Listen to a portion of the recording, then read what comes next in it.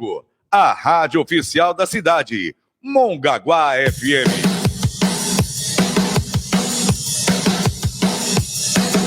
Olá, meus amigos.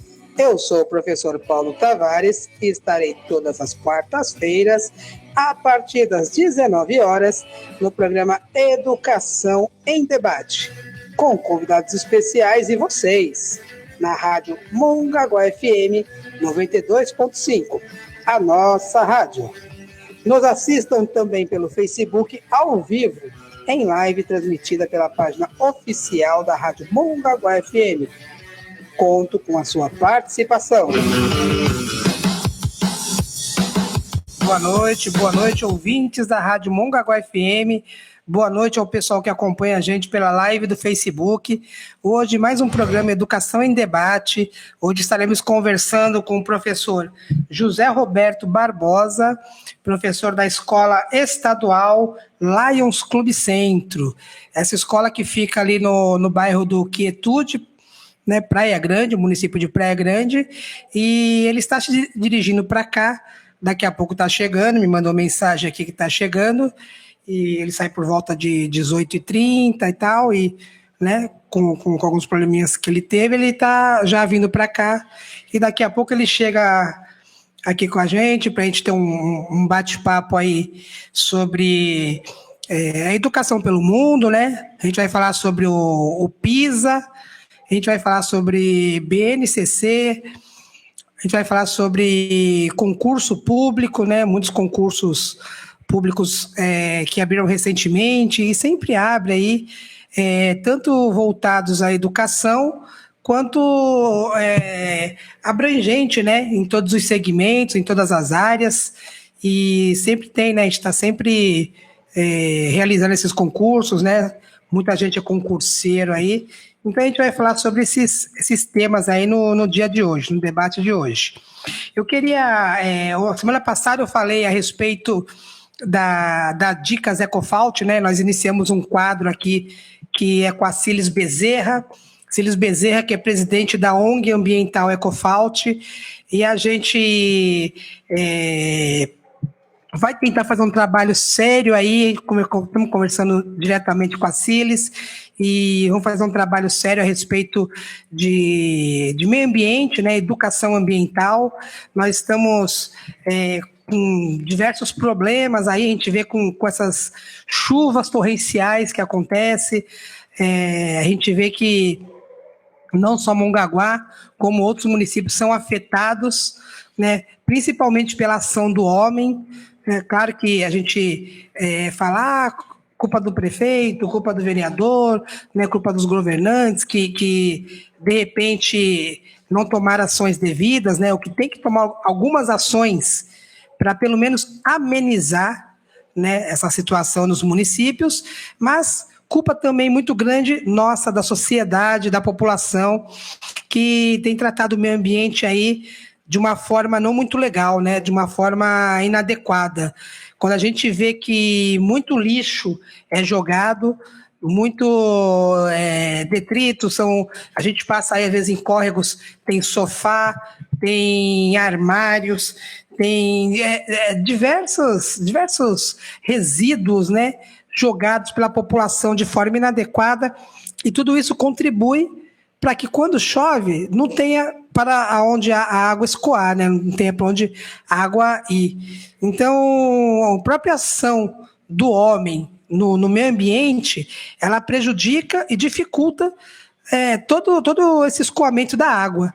Então, a gente vai fazer esse trabalho, a gente vai toda semana ter aqui alguns minutos, que são as dicas Ecofault, onde a Cílis Bezerra vai trazer para a gente a informação, dicas de meio ambiente, curiosidades, e vamos ver se nosso dia a dia, a gente consegue colocar algo em prática, né? Algumas sugestões em prática, e consegue também melhorar o nosso meio ambiente.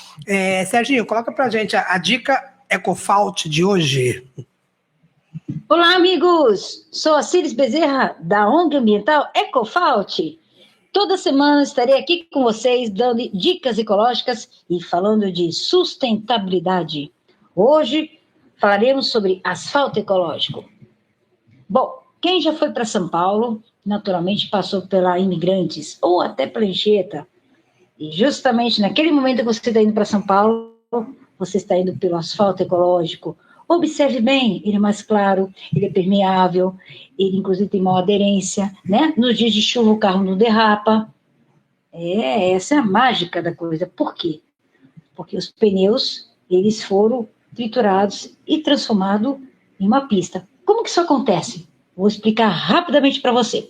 Os pneus são coletados, encaminhados para a trituradora, que transforma em grãos, coloca em fardos e mandam para a empresa Ligante Asfáltico. Quem faz o piche? Lá, os pneus são jogados dentro do ligante, uma proporção de 15%, e em seguida encaminham para onde? Encaminham o tanque lá para a usina de asfalto. Chegando lá, eles são acondicionados num tanque e se encontram com areia, pedrisco e pedra e sai o betume. Pronto, já está feito o betume e é onde é aplicado na via asfáltica. Quem sabe um dia aqui a Baixada Santista não vai ter o asfalto ecológico, né? Mas, enquanto isso, eu vou levar essa história para as escolas. Quer ver? Chegando na escola, eu começo a contar a história do pneu. Que é aquele grande pneu lindo, maravilhoso, que um dia foi jogado no meio do mato, que um dia apareceu mosquito da dengue, ao final virou um lindo asfalto ecológico. E aí, durante a peça, eu vou contando. Pois é, apareceu borracheiro, bota um boné numa criança. E veio a mosquita da dengue, bota a asinha em outra criança. E veio a médica, coloca a roupinha de médica em outra criança. Por quê? A criança participando da peça, o aluno se envolvendo na peça, com certeza ele nunca mais vai esquecer. E o melhor de tudo, ele vai aprender brincando. Essa é a ideia. E depois do teatro, todos nós vamos pegar aquele pneu velho que está ali e vamos transformar em vasos, lixeiras, pneus e até puffs que pode vender. Quer saber como? Na próxima semana eu começo a falar sobre isso. Gratidão! É isso aí, Cilis. Essa curiosidade aí, né, do asfalto de pneu, ela é muito interessante porque a gente retira do meio ambiente milhares, milhões de pneus e a gente transforma em asfalto, né? Esse asfalto ecológico ele tem uma durabilidade maior. Essa informação que ela nos trouxe no programa que ela participou, no mínimo 6 anos para começar a ter alguma rachadura, algo que eu abale aí, e ele tem uma durabilidade de 10 anos para mais. Então, muito maior do que o asfalto utilizado atualmente aqui em Mongaguá, né, e, sei lá, em outros municípios. E, assim, contribui bastante com o meio ambiente, porque tira os pneus do meio ambiente, né, e a gente evita aí o foco de dengue, chikungunya, zika, todas essas doenças aí que o mosquito Aedes aegypti traz para a gente e que volta e meia volta a assolar aqui a sociedade, né? Então, dá uma diminuída, chega em alguma temporada, aumenta de novo. Então, a gente tem que fazer esse nosso trabalho aí. Em relação a que eu estou falando do meio ambiente, em relação às chuvas, quem puder, ajude a gente. Tem os pontos de coletas aí, estão sendo amplamente divulgados nas redes sociais. Quem puder doar qualquer tipo de roupa, objetos de uso pessoal, alimentos, o que vocês puderem doar para ajudar as famílias que estão desabrigadas, as famílias que estão precisando, né, dessa doação aí, vai ser de bom grado, vai ser útil para todo mundo. Ok? Então, vamos tratar bem o meio ambiente para a gente poder ter aí dias melhores, né? Como eu falo, vamos ter dias melhores. Enquanto a gente espera o Zé Roberto chegar, eu chamo ele de Zé Roberto, alguns chamam de Roberto, a gente vai continuando o programa. Hoje a gente vai falar sobre educação pelo mundo, né? Então, a gente vai falar sobre o PISA. O que é o PISA? O PISA é o Programa Internacional de Avaliação dos Estudantes. Programa Internacional de Avaliação dos Estudantes. Eu já vou dar esse parâmetro agora, porque depois, quando a gente começar a falar, o Brasil está mal no PISA, tal país é o melhor ranqueado, os melhores países ranqueados no PISA são estes, então vocês vão saber o que é o PISA. O PISA, ele é o Programa Internacional de Avaliação dos Estudantes. É uma avaliação que é feita com alunos de 15 anos. Em 2008 foi feita a última avaliação do PISA e nesse ano foram realizadas as avaliações em 80 países. Tá? Infelizmente, o Brasil é um dos países piores no ranking. Então, no ranking de 80 países, ele é o 66º. Ou seja, está na posição 66. Posição 66, de 80 países. E o que a gente tem a aprender sobre o PISA? O PISA, o resultado dele, ele serve como parâmetro para que os países possam ajustar a sua política pública em relação à educação. Então, a partir do momento que a gente vê o ranking do PISA e lá em 2008 está pontuado, o melhor país no PISA atualmente é a China. China é o país melhor ranqueado no PISA, de 2008. A partir do momento que a gente vê a China, né, e daqui a pouco eu vou falar de outros países que estão ranqueados no PISA aí, e a gente não busca entender como que eles conseguiram essa melhora na qualidade da educação, de onde surgiu, que políticas públicas eles fizeram a respeito disso, né? Quais são as suas ações na educação para que o PISA, né, seja alcançado nesse nível? Então, tudo isso, os países que estão lá embaixo, eles têm que buscar nos países que estão melhor ranqueados essas políticas para saber, e aí, o que a gente faz? O que nós vamos fazer a respeito disso? Então, os resultados do PISA, eles permitem que cada país avalie os conhecimentos e habilidades dos seus estudantes em comparação com de outros países. Aprenda com as políticas e as práticas em outros lugares. Então, tem as políticas públicas que eles fazem e tem as práticas, né? O Roberto ele vai tocar nesse assunto, né? Claro que a gente tem a questão cultural, que ela é bem forte, né? Nessa questão, de repente, da educação brasileira, a educação americana, a educação na Suécia, na Finlândia, no Japão, mas a gente tem que se adequar aí para conseguir ter uma melhoria no ranking do PISA. E bem como esses países formulem suas políticas e programas educacionais visando a melhoria na qualidade e na equidade dos resultados de aprendizagem. O que quer dizer isso? Então, com base nesses resultados, nós vamos observar lá, a China é a primeira no ranking. Pô, legal. O que a China está fazendo para que melhore o ranking da educação? O que eles estão fazendo lá? Que políticas públicas? O que na cultura da China está favorecendo para que os alunos possam aprender? Independente do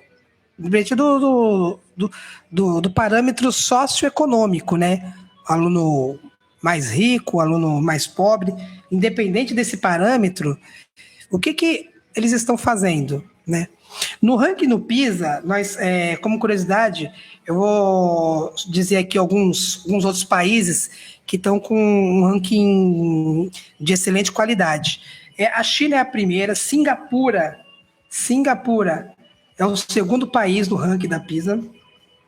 Depois lá eles têm Macau e Hong Kong. Macau, terceiro, e Hong Kong, o quarto. Que eles consideram, né? São países que estão ali dentro da China, né? Então eles consideram ali também como pertencente à China, mas como eles são, né, nações independentes, eles pontuam no ranking e eles aparecem. Macau em terceiro lugar e Hong Kong em quarto. O Quinto lugar, Estônia. Sexto lugar, Canadá. Sétimo, Finlândia. Oitavo, Irlanda. Nono, Coreia. A gente vê que naqueles países asiáticos a gente teve uma melhoria grande na educação, né? Então, países que, de repente, até um tempo atrás não estavam bem ranqueados, eles fizeram algo que foram dando uma melhoria na qualidade da educação. 10º lugar, Polônia. 11º, Suécia. 12º, Nova Zelândia. Então, eu vou pontuar só os primeiros ali até a Dinamarca, para que vocês vejam o nome dos países e que, de repente, se a gente não quiser observar a China como um modelo, a gente pode ir em outros países, né? Tanto se falou da educação na Finlândia, na Suécia, né? Educação, de repente, no Japão, no Reino Unido.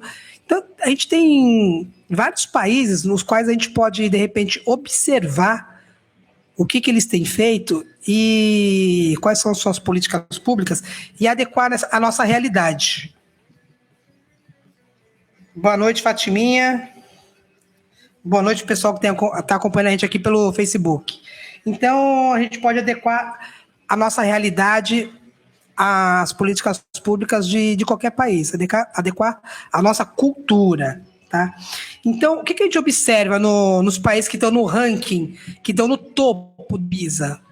O que a gente observa que eles têm que eles fazem de igual? Para que a gente não possa, de repente, apontar um país específico, a gente fez um parâmetro, né? Eu vejo um parâmetro entre eles. Primeira coisa, todos os países que estão bem ranqueados ali, eu fiz uma análise dos 10 primeiros. Os países que estão entre os 10 primeiros no ranking, primeira coisa que eles fazem, valorização do professor. Então, a valorização do professor é a primeira ação realizada pelos países que estão no ranking, né, entre os 10 primeiros no ranking do PISA. Segunda ação, igualdade de oportunidade aos alunos. Então, independente, né, como eu falei, da desigualdade social, da desigualdade socioeconômica, os alunos eles têm tratamento igual nas escolas. Então, é o que a gente chama de equidade. Então, os alunos que têm essa equidade, eles conseguem obter uma melhora no desempenho da educação, independente do valor socioeconômico de cada aluno. Se o aluno é rico, se o aluno é pobre, eles têm a mesma educação e têm a mesma oportunidade. Então, esses 2 itens que eu observei como mais marcante nos 10 primeiros países com melhor ranking no PISA. Outra coisa, além do desenvolvimento econômico, né, que a educação traz, o fator importante do PISA é que é o seguinte, ele está aliado ao bem-estar do aluno. Como assim, bem-estar do aluno? Os países que têm o melhor ranking no PISA, eles tratam do bem-estar do aluno, né? O aluno, ele, quando vai para a escola, ele tem o seu bem-estar bem atendido. O que acontece no Brasil, diferente de muitos países? No Brasil, a gente tem, sabe, né, por cultura, a gente tem muitos casos aí de bullying, que por vezes a gente não tem um tratamento adequado nas escolas. A gente tem muito caso de indisciplina, que também por vezes não tem um tratamento adequado nas escolas. E a gente tem muito caso de solidão. Como solidão?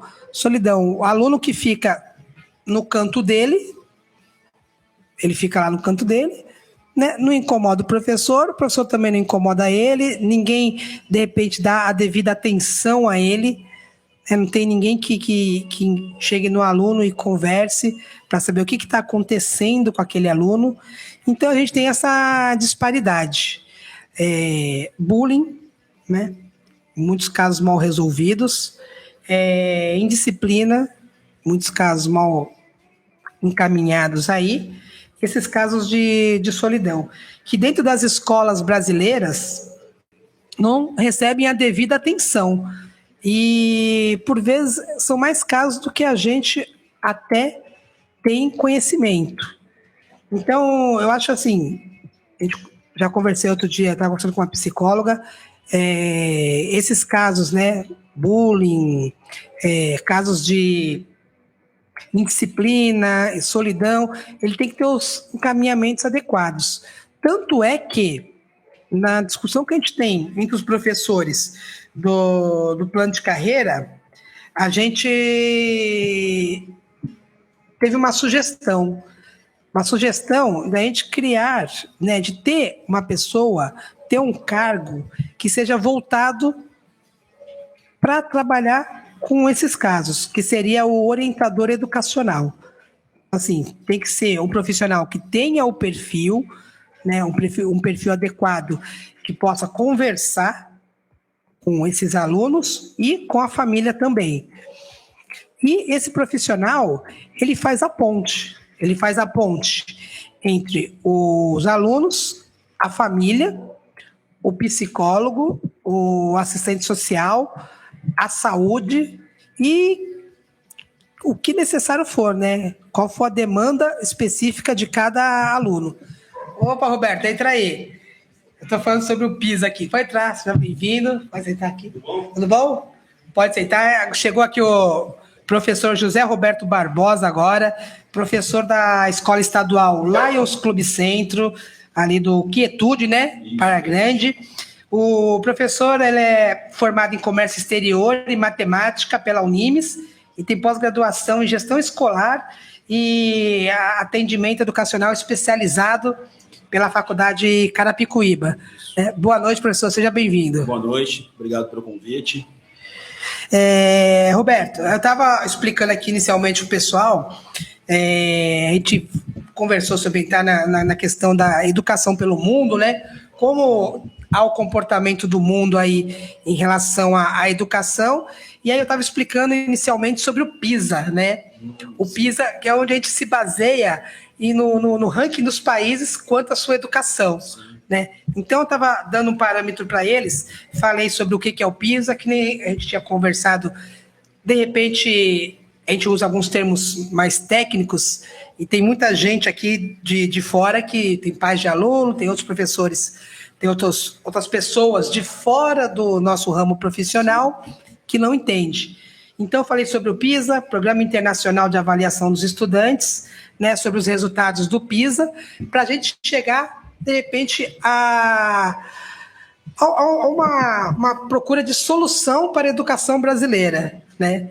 Falei que o Brasil vem mal nesse ranking, nós somos um dos piores países, né? Em 2008, foi feita a última avaliação do PISA, de 80 países, nós estamos na posição 66, né?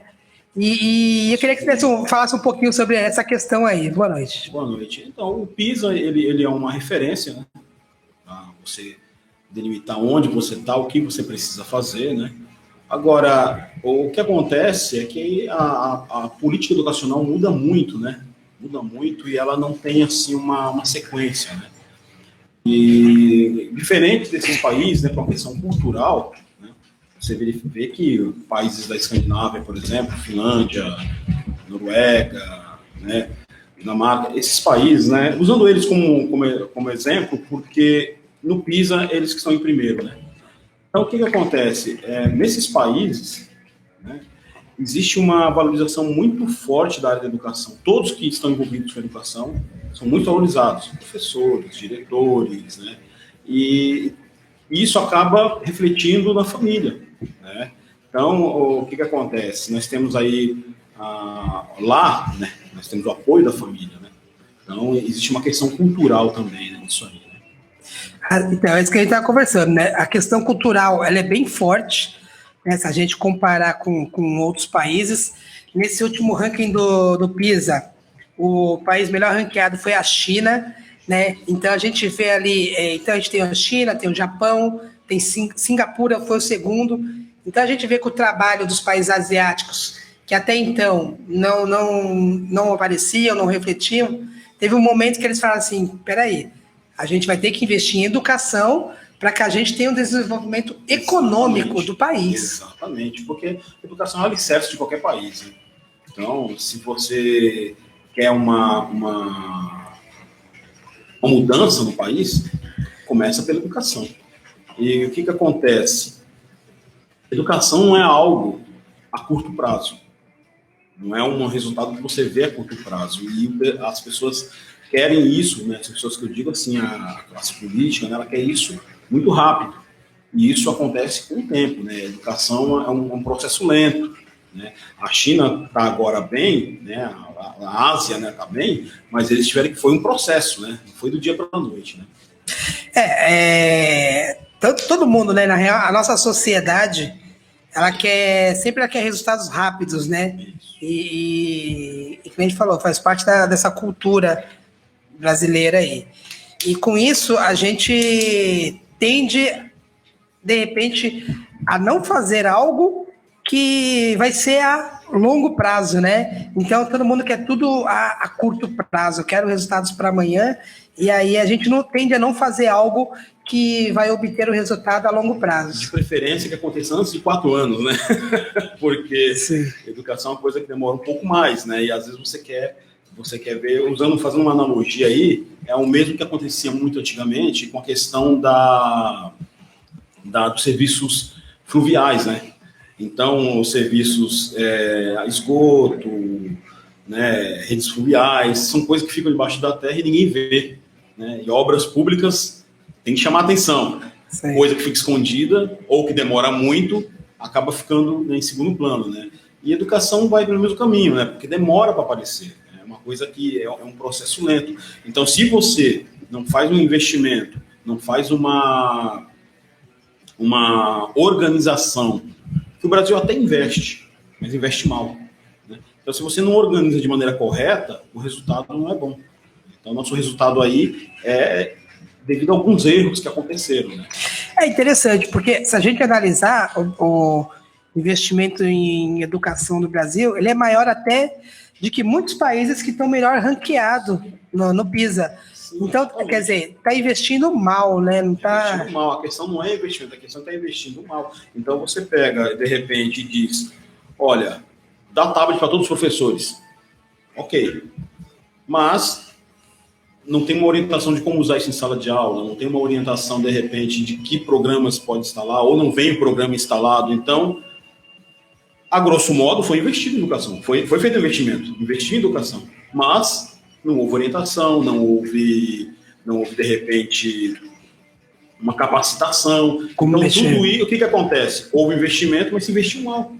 Então, tem que haver um procedimento, uma metodologia, né? Não só o dinheiro. O dinheiro, tudo bem, como vamos fazer? Metodologia de implantação de uma ideia nova. Tem que acontecer, né?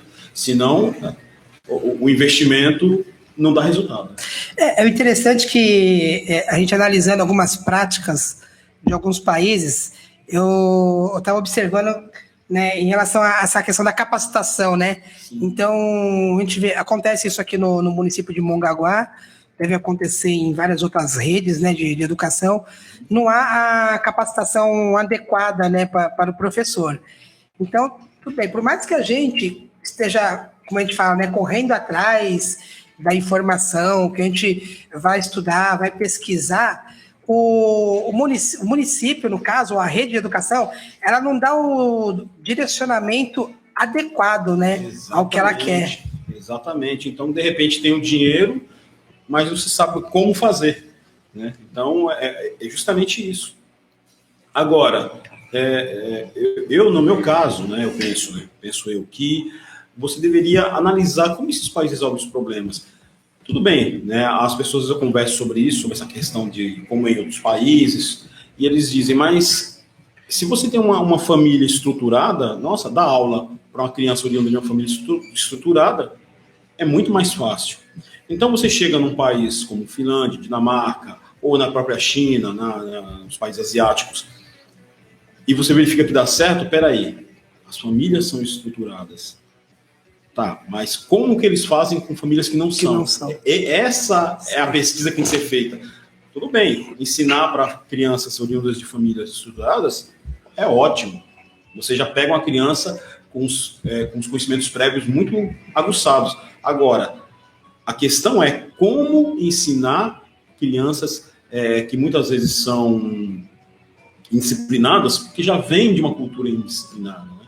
Então, como que lá... Porque eles devem ter crianças disciplinadas. Como eles lidam com isso? A gente tem que tentar aprender com isso. Assim, trazer essa experiência, né? E tentar aplicar aqui. Porque é o que você falou. Na real, é fácil você trabalhar, você ensinar a criança que já vem de uma cultura, né? Uma cultura de casa, de uma educação boa. Sim. Né? Então, assim, ela vem para a escola... Ela senta ali, ela presta atenção no que você fala, ela faz as perguntas certas para que você possa respondê-la. Agora, nossa dificuldade, o nosso trabalho é com essa criança que tem dificuldade, a criança que em casa, às vezes, passa por uma série de problemas, né? É o que eu estava falando agora a respeito disso. Eu estava falando, a gente tem aqui em Mongaguá, tem um grupo no WhatsApp, que a gente está conversando sobre o plano de carreira. O que a gente pode melhorar no plano de carreira, quais são as sugestões e tal. E tem mais de uma centena de professores aí no grupo e a gente conversa lá. O que surgiu? Aqui em Mongaguá, municipalizou em 2010 o Ensino Fundamental 2. Então, de 6º a 9º ano está municipalizado, as escolas são no município. E o maior problema que a gente tem aqui, né, é do aluno que está entrando nessa fase da adolescência, em que você está dando aula você dá aula no ensino médio e da Fundamental 2 também. Sim. Então, quer dizer, é justamente o aluno com o qual você trabalha, né? Exatamente. O adolescente. E essa fase, a gente já sabe, né, por experiência própria, exatamente, que é uma fase que... É uma fase complicada. É uma fase complicada. Então, o que acontece? Eu lembro que no estado, né, havia, não sei se há ainda, porque um tempo atrás falaram que estavam tirando os mediadores. Existe mediador na sua escola ainda? Na escola do trabalho existe. E o trabalho dos mediadores, ele é de fundamental importância, muito importante, né, nesse quesito, né? Aqui em Mongaguá a gente não tem, na rede municipal a gente não tem o mediador. A gente sugeriu de ter o orientador educacional, sim, que faria a mesma função, né? Que é a gente pegar esse aluno, né, o aluno que de repente está faltando muito, né, está em situação quase de abandono, ou aluno indisciplinado, geralmente ele está com algum problema em casa. Sim, né? Exatamente. Da questão da família desestruturada. Tem toda essa carga psicológica negativa, desemboca na escola. E aí a gente estava conversando sobre isso. Nós precisamos, no Ensino Fundamental 2, que municipalizou, de ter um profissional que faça esse trabalho, que possa colaborar com a gente ali, porque atualmente quem faz esse trabalho são os professores, coordenadores, diretores, vice, são os que fazem o trabalho. Mas a hora que tiver um profissional que possa fazer, né, que seja focado nisso, que possa fazer o trabalho com esse aluno, que possa fazer a visita para a família, ver o que está acontecendo e fazer o link, né, com a assistência social, com a saúde. Cortando um pouco, Paulo, em Praia Grande, no município de Praia Grande, tem a figura do pedagogo comunitário. Pedagogo comunitário, verdade. Pedagogo comunitário, que faz exatamente essa função. Então, lá, na verdade, ele é um mediador também, só que ele é um mediador que vai à casa, vai verificar o que está acontecendo. Vai em loco, na casa da família, né? O que está acontecendo, né? Então, assim, a criança começou a faltar muito, tem uma X quantidade de falta, já vai lá ver o que está acontecendo. Né? Então, assim, existe um acompanhamento muito mais próximo, né, do que o mediador no Estado. No Estado, o mediador, ele só trata o que acontece na escola. Ele não chega a ir à casa da pessoa. Entendi. Né? Já no município, o pedagogo comunitário, que faz o serviço de mediação, ele varre até a casa. Então, esse que é o interessante, né? É muito legal esse trabalho. Isso que ele está falando. Então, isso aí, a gente, com esse trabalho aí, no caso, né, mais exato do pedagogo comunitário, ele consegue atingir a família lá e ver quais os problemas que estão acontecendo na família, que está afetando aquele aluno. Né? Tanto pela indisciplina dele, Ou, de repente, por ele ir para a sala de aula e ficar na dele, quieto ali, né? E o HTPC acaba ficando mais rico. O HTPC é a reunião semanal que todos os professores têm, né? Já que isso é público, tem público que não é da área escolar, estou explicando que é o HTPC, é a reunião semanal que tem entre todos os professores. Então, o pedagogo comunitário participando dessa reunião já diz, olha, aluno tal está com um problema assim, né? Então, ele acaba deixando todos os professores cientes do que está acontecendo, de como ele pode estar resolvendo, e aí todos os professores já têm um olhar diferenciado para aquele aluno. É bem interessante. E é algo que a gente fala, né? Nós professores, nós falamos bastante e contribuiria muito no caso da rede aqui de Mongaguá e no caso de outras redes que de repente não tem esse profissional aí. Roberto, a gente vendo aí falando sobre educação pelo mundo e a gente vê que no Japão eles têm uma ação que eles fazem, que é de formação dos professores, né?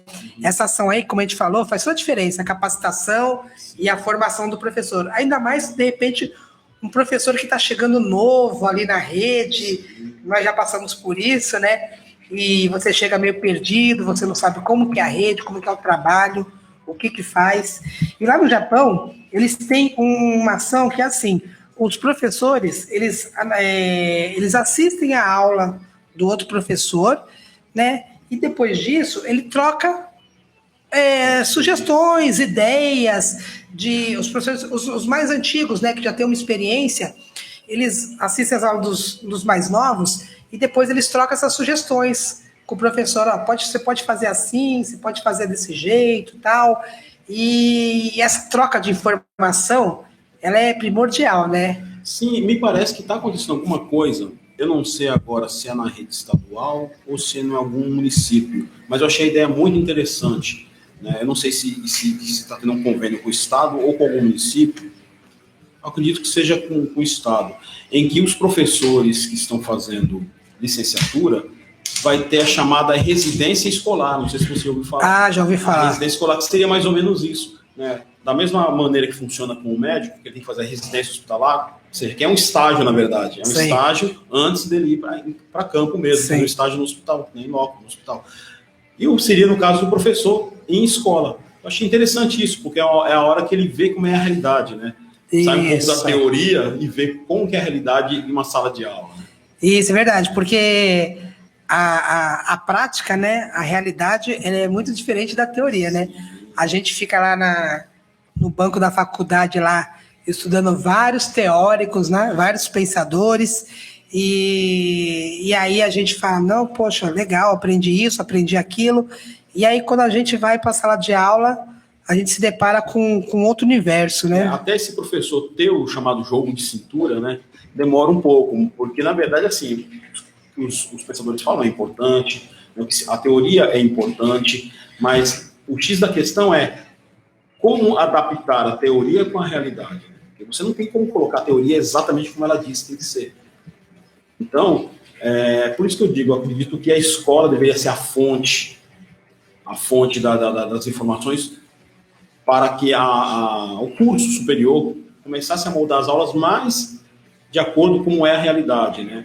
E não deixar que o professor, né? Por isso que eu acho importante que o professor saísse e encontrasse, no caso, uma sala de aula, né, sem ter experiência. Então, por isso que eu acho importante essa residência escolar, né? Sim. Que eu quero fazer, que é o professor, que é o estágio na escola, né? Mas o estágio realmente, o professor tem que estar trabalhando. É um trabalho, vamos dizer assim, né? Não é aquele estágio apenas que se assina o papel e está tudo assinado, pronto, fez o estágio. Não, tem que estar lá, tem que ter as horas lá, tem que realmente ter participado do HTPC, né, ATPC em alguns lugares, tem que ter, ou seja, feito todo o procedimento que um professor que está na ativa está fazendo, né, para que ele obtenha essa experiência. Onde acontecia isso de fato era no antigo magistério, né? No antigo magistério, onde lá os professores se formavam de verdade, né? Todo mundo fala muito bem do magistério, porque o que acontece? Eu acredito que mudanças têm que acontecer, Paulo. Todas mudanças têm que acontecer, mas as mudanças têm que acontecer de maneira inteligente. Né? Então, muita coisa que acontece, o que eu percebo? Que as pessoas, os políticos, né, os pensadores, fazem a mudança, porém, não se importam muito com o impacto que aquilo vai ter. Parece que, olha, eu vou perder tal coisa, mas isso que eu vou perder, ou não se importa com aquilo que perdeu. Porque, por exemplo, no caso da mudança que teve, perdeu o magistério. Poderia ter feito alguma coisa nos moldes, encaixado nessas novas diretrizes que aconteceram, poderia ter encaixado daquela maneira, né? Aquela maneira de estudar, de ensinar, aquelas cobranças. Tudo bem com outro nome que seja, mas, por exemplo, vou te dar um exemplo, o supletivo. O supletivo não deixou de existir, mudou de nome, Sim. que é o EJA. Né? Por quê? Porque é uma coisa importante. Então, seria a mesma coisa de fazer a mudança, suprimir o supletivo e não fazer mais. Não, o supletivo continuou, mas nas mudanças que fizeram, colocaram outro nome, mas não ficou perdido. Sim. Acredito que o magistério tinha que ir pelo mesmo caminho, que mudasse de nome, que desse um outro nome, mas o magistério é uma coisa importante, né, para isso, para a formação do professor. Né? Que em determinado momento encerrou-se o magistério e iniciou-se algo meio que do zero, né? Uma nova linha de produção, né? A partir de agora a gente tem as licenciaturas, né? Tem a pedagogia, mas a gente vê que a importância do magistério nos professores aí que atualmente. Que começa as coisas novas, aí cai naquilo que você falou, da capacitação, que muitas vezes a gente não é bem orientado. De repente, nessas mudanças, quem está nos ensinando está mais perdido do que a gente, às vezes. Então, acabou alguma coisa se perdendo, né? Então, das mudanças que teve assim, na área da educação, uma que eu gostei muito foi o ensino de 9 anos, né? Achei fabuloso. Isso aí realmente é uma mudança que veio para melhorar, né? Porque antigamente você pegava um aluno na primeira série, antigamente, né? Hoje, segundo ano, e era uma sala muito heterogênea, né? Tudo bem, você tem alunos heterogêneos, tem como ter alunos totalmente homogêneos. Mas o conhecimento prévio hoje em dia é muito mais homogêneo do que antigamente, devido ao ensino de 9 anos. Sim. E também a importância, né, e agora a obrigatoriedade da educação infantil, né? Sim. Então, eu lembro que até um tempo atrás, os alunos, de repente, eles entravam no primeiro ano, não tinha educação infantil. Hoje em dia, a gente vê o trabalho aqui, eu fui professor de creche, né? Sim. Então, a gente vê lá desde o berçário, né, desde a tenra idade lá, a gente já faz trabalho com os alunos. Então, iniciando lá dos 6 meses de idade, quando eles iniciam na creche, a gente já faz trabalho com os alunos. Quando ele chega no primeiro ano, ele já tem esse conhecimento prévio bem estruturado. Mesmo os alunos que, porventura, não conseguem a vaga na creche, que a gente sabe que, eu não sei como que é a situação em Praia Grande, mas aqui em Mongaguá ainda é difícil, né? Muitas mães precisam de vaga na creche e não encontram. Então fica aquela fila lá de crianças esperando vaga, né? Então mesmo as mães que não conseguem essa vaga na creche, quando o filho, né, ou a filha atinge 4 anos, que entra no nível 1, são 2 anos de educação infantil antes do primeiro ano, no nível 1 a gente já começa um trabalho legal com eles. E aí, nesse trabalho de 2 anos, nível 1 e nível 2, a gente consegue formatar bastante coisa ali, né? Ele já conduz, eles já tem um bom entendimento, né, do que a gente tem como objetivo ali para a educação. E aí ele chega no primeiro ano já com uma adequação aí educacional mais homogêneo, né? Porque antigamente, eu lembro até no meu caso, no primeiro ano, eu já, como eu fiz todo o processo, fiz o jardim maternal, que antigamente jardim maternal e tudo mais, até o primeiro ano.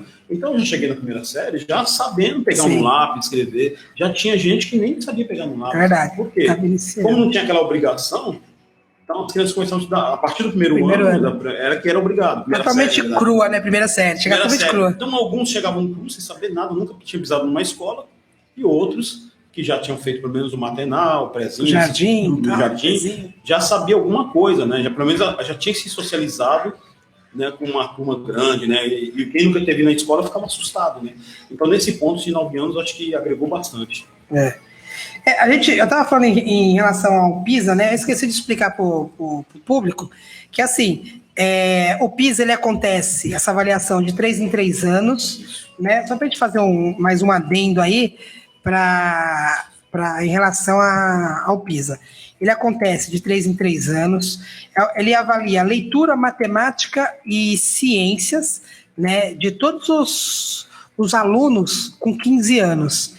Então, ele pegou o PISA de 2018, né, que foi o último. O PISA de 2018, ele avaliou leitura, matemática e ciências de 80 países. 80 países. E o Brasil ficou na posição 66, 66º. Então, a gente tem muito a melhorar ainda, tem muito ainda a galgar para a gente chegar numa educação que a gente possa falar que está boa, né? Para falar que está boa, tem muito a melhorar. Muito a melhorar. Não é? Inclusive, Paulo, eu estava lendo sobre os países que estão bem, e eu percebi um detalhe, que eu achei curioso um detalhe. Eu pensei, esses países estão bem porque deve ter investido em muita tecnologia, sabe? E não, na verdade, é metodologia. Tudo bem, é metodologia, não tecnologia. Então você percebe que tem escolas, por exemplo, eu adoro falar da Finlândia, né? A Finlândia tem pouco tempo era uma das primeiras. Né? Você vai nas escolas lá, não tem nada assim de tão tecnológico. Tem uma biblioteca normal, tem o quê? Os alunos, mas o que eu percebo? Primeiro caso, as famílias lá são mais estruturadas, né? Eles têm pouco problema com disciplina, né? Pouco problema com crianças que de repente têm problema financeiro em casa. Outra coisa, os professores são muito valorizados. Então, o professor lá não precisa se deslocar para tantas escolas. Ele pode se fixar numa escola só e se dedicar naquela escola, se dedicar àquela turma. Então, a dedicação conta muito aí. Né? Então, veja bem, começa um ano um professor aí que precisa trabalhar. Já fez a sua licenciatura, às vezes tem até pós, e está aí, de repente, procurando emprego. Né? Porque, ou trabalhando, mas não de maneira efetiva, não de maneira, vamos dizer assim, fixa, né? Hoje esse ano ele tem trabalho, ano que vem talvez não tenha. Então, primeiro precisa se preocupar em conseguir ganhar pão, né? Conseguir a sua escola para trabalhar, para depois pensar em como vai ensinar. Né? Então, nesses países não existe esse problema. O professor, financeiramente, ele não tem preocupação financeira. A preocupação dele somente, exclusivamente, ensinar. Como ensinar? Se capacitar nas melhor maneira de ensinar. Essa é a preocupação do professor de lá, não financeira. Né? Antes de você chegar, eu tinha até comentado isso. Se a gente analisar aí, levando em conta os 10 países mais ranqueados no PISA, o que a gente vê de comum neles, sem a gente entrar no quesito das políticas públicas de cada país, o que a gente vê de comum neles é a valorização do professor. É a valorização do professor. Então, essa não tem jeito. A melhoria da educação, ela perpassa pela valorização do professor. Para todo momento que o professor é valorizado, ele vai fazer um melhor trabalho, que nem você falou. Uma grande parte dos professores, eles vivem de contratos, né, processos seletivos. Exatamente. Vamos usar como exemplo o Mongaguá. Mongaguá, eu sei que você acompanha, o último concurso público foi em 2011, né? Então, lá se vão 9 anos. E de lá para cá, a gente está vivendo de processos seletivos. Contrato. Então, os processos seletivos, eles estão aí com a função, na real, de a gente ter um professor adjunto que vai cobrir professores efetivos afastados, né? Algumas licenças, de repente licenças de saúde, licença prêmio. Mas o que tem acontecido? Eles estão trabalhando efetivamente nos postos que deveriam ser de professores concursados. Exatamente. Né? Porque, diante desse tempo todo que não abre concurso, estão se abrindo postos, né, de trabalho e não há concurso público para se adequar a esses postos. É porque muitos se aposentam também, né? E vai abrindo vagas, e aí fica colocando contratado, né? Tem professores que aposentam, e tem professores que, de repente, passam um concurso com passam outro concurso, um valor maior, de repente, e vão para outra cidade. Então, tem vários casos. E aí, a gente está aí com professores do processo seletivo, que são contratados, excelentes professores, por sinal, só que não tem, que nem você falou, a estabilidade. né, para trabalhar, para desenvolver, de repente, o melhor trabalho, porque tem aquela preocupação, meu contrato vence em 1 ano. Vai ser prorrogado, de repente, por mais são no máximo 2 anos. Né? E aí ele tem toda essa preocupação de como ele vai manter a família dele, como ele vai fazer. Né? Exatamente, é uma preocupação que o professor não poderia ter, não precisaria ter, né, se tivesse uma valorização. Né? Então, como dizem, né, o professor, dos profissionais com curso superior, é o que menos remunerado. Né? A remuneração mais baixa de profissionais com curso superior é de professor. Certo. E em relação a isso, a gente tinha comentado de a gente falar até um pouquinho dos concursos públicos, né? Porque recentemente abriu concurso em diversos municípios, sim, né? Nossa região é boa por isso. Né? Sempre abre, né? Na real, o segmento da educação, a gente tem aí diversos concursos públicos abertos aí, Praia Grande, Itanhaém, Peruíbe, Santos, Guarujá, alguns municípios abriram, né? E aí tem também, para Grande abriu o processo seletivo, sim, também junto com o concurso. O pré-efetivo e em seguida para o seletivo. E aí a gente vê que assim, tem campo, tem área para poder fazer esse trabalho, né?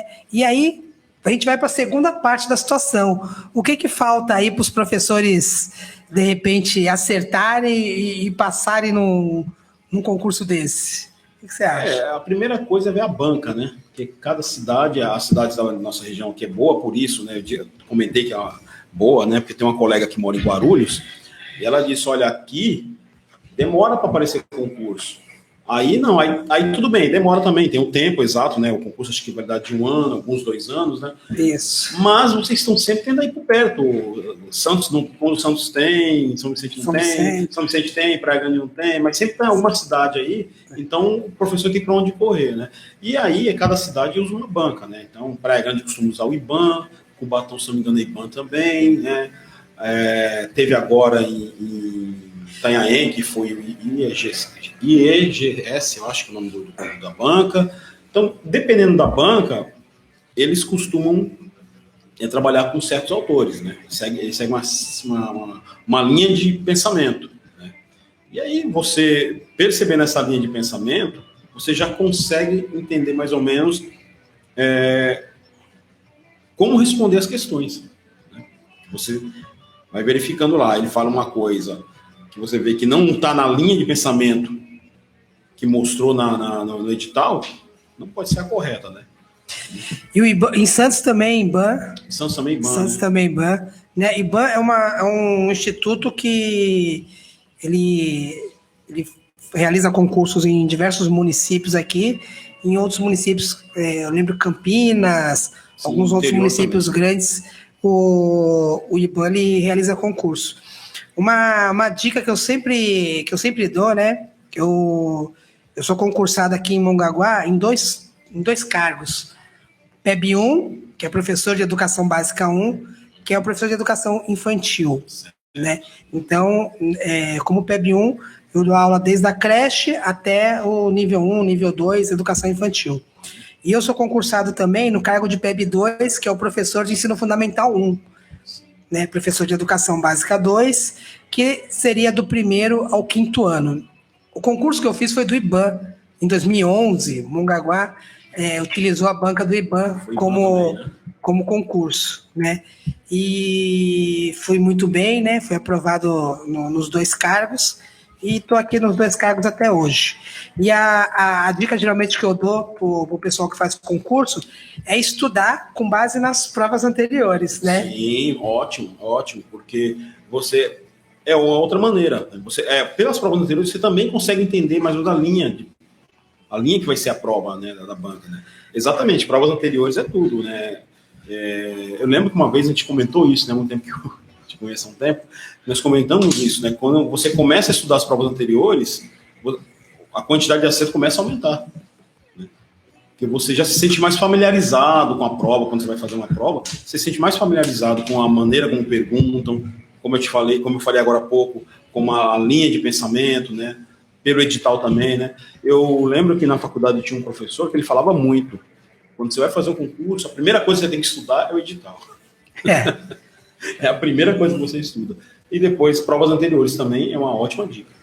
Pelas provas anteriores, e a gente já tem, então, o alinhamento ali, né, do que a banca pede, e como você falou, quando você vai realizar efetivamente o concurso, a prova, você vai menos nervoso, né, você já vai sabendo mais ou menos ali o que vai cair, então, porque assim, a gente sabe, ainda mais para quem está precisando daquele emprego, né, no momento bate aquele nervosismo, dá um branco geral, às vezes você leu muita coisa, mas na hora você não lembra de nada.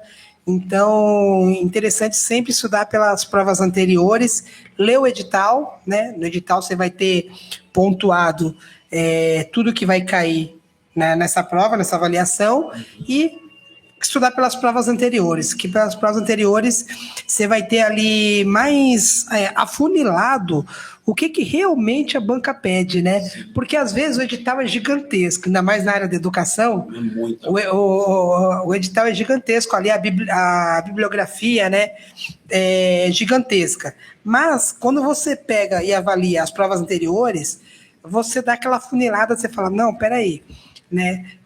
Tem que ler aqui Jean Piaget, mas Jean Piaget eles pedem só isso e isso, né? Você vai pontuando ali e você vai minimizando, né, o seu esforço para fazer aquele concurso. E muitas vezes você estudando, no caso, como você citou, Jean Piaget, você entendendo qual a linha de pensamento de Jean Piaget, você vai verificar que muitos outros autores são discípulos de Jean Piaget. Obviamente, eles vão seguir a mesma linha de pensamento de Jean Piaget. Então, você meio que acaba estudando Jean Piaget, você acaba já estudando os demais, né? Outra dica interessante também, para estudar para concurso, né? É mais uma ferramenta, né? É videoaulas do YouTube. Verdade. Você coloca lá Jean Piaget, vai aparecer várias aulas, aí você assiste uma, outra, compara, né? É uma forma também de ajudar o concurseiro, né? Hoje em dia, a tecnologia está aí para ajudar a gente, né?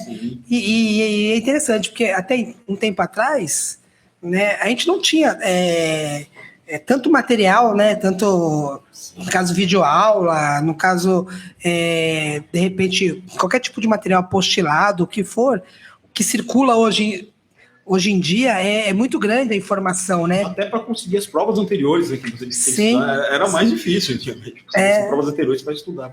Hoje em dia eu participo de alguns grupos de concurso aí, que ali circula todas as informações, circula apostilas, circula sobre os pensadores, lá eles dão informações até de, tá tendo concurso em Jundiaí, tá tendo concurso em Mogi das Cruzes. Sempre informado. Né? Pelo WhatsApp. Eu não lembro o que eu fazia antes do WhatsApp, né? Mas hoje em dia o WhatsApp... Às vezes eu paro pensando nisso também. Como é que me virava antes? Hoje em dia o WhatsApp ajuda bastante. E o YouTube, no caso, né, dessas videoaulas aí também, né? Outro dia uma pessoa me perguntou assim, poxa, eu queria saber passo a passo como fazer tal coisa, tal, não sei o quê. Eu falei, você já experimentou ver no YouTube? No YouTube tem diversos vídeos, você escolhe um, aí você vai vendo o mais adequado para a sua necessidade. Sim. Teve um que ela achou tão legal lá que ela falou, vou passar isso aqui para os meus alunos. Sim. Né? Uma ferramenta ótima. Então, YouTube, né? Basta saber procurar. Tem que saber pesquisar. Né? Em relação, a gente tinha falado alguma coisa em relação à BNCC, porque 2020 é o ano de implementação da BNCC. Quer dizer, de 2020 a gente não pode fugir. Não tem mais. Né? E a BNCC, para o pessoal aí que nos acompanha, né, que não faz parte aí dos profissionais da educação, que ainda não sabe, é a Base Nacional Comum Curricular. Né? Então, a BNCC é uma política pública de Estado que estabelece os direitos de aprendizagem de todos os estudantes brasileiros. Tá? Então, a BNCC ela veio para ficar. Na prática, o que significa isso? Quer dizer que, independente de região, de raça, classe econômica, classe socioeconômica, do que for, os alunos têm o direito de aprender as mesmas habilidades e competências ao longo de sua vida escolar. Então, independente do aluno estar lá no Rio Grande do Sul, ou estar lá em, sei lá, Rondônia, Amapá, ele tem o direito de aprender a mesma habilidade, a mesma competência no Brasil inteiro. A gente sabe que o Brasil é um país que a gente fala de dimensões continentais, né? A gente sabe que é difícil, às vezes, unir aí as unidades federativas, mas a BNCC ela veio para fazer essa união aí, para todo mundo falar a mesma língua. Como é que tá? Você dá aula na escola estadual. Como é que tá essa questão no estado aí da implementação da BNCC? Então, nós estamos seguindo a BNCC só no fundamental, né? Você dá aula na escola estadual. Como é que está essa questão no estado aí da implementação da BNCC? Então, nós estamos seguindo a BNCC só no fundamental, né? O ano que vem vai virar também a BNCC voltada para o ensino médio, né? Então, por enquanto, estamos só seguindo a linha do ensino fundamental. Né? Fundamental. E no caso da BNCC, ela faz o quê? Ela dividiu, né, entre números, geometria, probabilidade, né, probabilidade estatística, né? Então, ela está trabalhando esses campos tudo ao mesmo tempo. Né? Não é como antes, você vai trabalhar só isso. Nesse bimestre você trabalha a equação, no outro bimestre você vai trabalhar geometria. Não, agora é tudo ao mesmo tempo agora, como diz a música lá do Titãs. Né? Então, você tem que conseguir contextualizar de maneira que você consiga inserir no contexto todas essas habilidades. Né? E como você falou aí, é importante mesmo a BNCC, por quê? Matemática, língua portuguesa, essas disciplinas todas, o país todo tinha. Só que lá no Amapá, você estava no 7º ano lá vendo equação, de repente Santa Catarina, no 7º ano lá, já não estava vendo equação, estava vendo outra coisa. Sim. Ambos são matemática, mas estava vendo conteúdos diferentes. Agora não, com a BNCC, ela normatiza, né? Ela dá uma orientação de como tem que ser, né? Para que não haja essa diferença, né? O aluno que de repente, saiu de Florianópolis e foi para Rondônia, né? Ele vai ver a mesma coisa, vai ter continuidade no que ele estava vendo, né? No Fundamental 1 aconteceu algo parecido. A gente tem agora, a gente recebe os livros, né, do FNDE, e tem o interdisciplinar, que é a junção de história, ciências e geografia. Sim. Então, a gente não tem mais o ensino do conteúdo separado. Hoje vamos ter aulas de ciências, amanhã de história, depois de amanhã de geografia. Não. Então, a gente trabalha isso interdisciplinar. Né? Então, são todas as 3 disciplinas, né, no mesmo livro, trabalhado junto, né? Que nem você falou, junto e misturado. Até porque na vida é assim, né? Sim, é uma tendência de trabalhar de forma interdisciplinar. Né? O que eu sinto, né, o X da questão aí, é a orientação. Porque imagine você, o professor vem trabalhando de maneira separada, ou seja, matemática, português, desde que o mundo é mundo, né? E de repente, chegando agora, então tem que ter alguém que oriente muito bem como vai fazer isso. O como fazer, né, que é a questão, né? Como fazer. Né? Então, assim, às vezes eu sinto um pouco assim de uma falta de orientação nesse momento. Né? Sim, a gente está chegando no nosso fim, aqui já até passou uns 2 minutinhos do horário, e para concluir, eu queria só falar sobre essa questão da BNCC, porque na real, sozinha, ela não resolve, né? Então, assim, ela tem que ser alinhada com outras questões da educação, que é a formação dos professores, né? Que são as avaliações periódicas para a gente ver, de repente, achar onde que está o erro ali as avaliações no sistema, né? E os materiais didáticos de boa qualidade. Exatamente. Porque se a gente não tiver isso, só a BNCC ela não resolve. E a formação, a capacitação do professor aí é fundamental. Né? Roberto, queria agradecer aí sua presença, né? A gente, apesar do atraso, deu para conversar bastante sobre todos os temas aí que a gente se propôs. Eu vou te fazer um convite para voltar uma outra vez aí, para a gente, né, estender alguns temas que eu sei que é de interesse geral, né? A educação é uma área vasta, né? De interesse geral aí a respeito de concurso público, que a gente sabe que tem, como você falou, muitos professores concurseiros, né? Uhum. Uma grande parte da população aí está na batalha do dia a dia aí fazendo concurso.